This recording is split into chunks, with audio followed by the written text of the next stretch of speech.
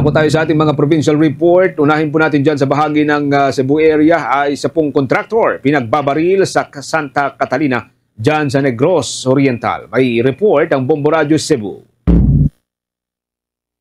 Pinagbabaril ang isang 58 taong gulang na engineer at contractor sa National Highway sa Sitio Umano, Barangay San Francisco sa lungsod ng Santa Catalina sa Negros Oriental ngayong araw ng Miyerkules, Agosto 27, 2025. Kinilala ang biktima na si Engineer Angelito Uy Mendoza na residente sa nasabing lugar na papunta sana sa isang quarry site nang pagpapaulanin ito ng bala sa mga hindi pa kilalang mga sospek sakay ang isang itim na motorsiklo habang nagmamaneho din ito ng motorsiklo ang biktima.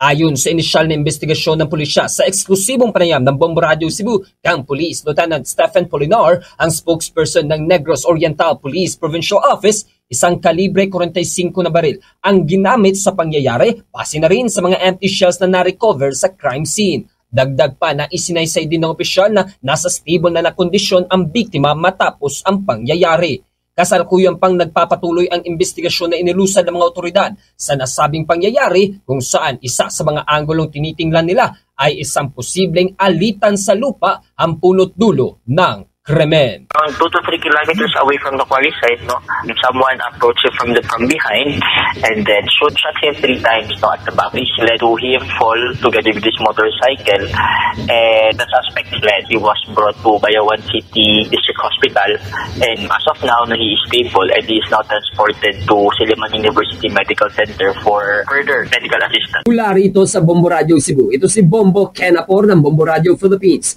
the #1 most trusted source of news and information. Basta Radio, Bombo. For the most trusted source of news and information, visit our website at www.bomboradio.com. Follow us on Bombo Radio mobile app, Facebook, YouTube, TikTok, and X, formerly Twitter. Like, share, and stay connected. Anytime, anywhere.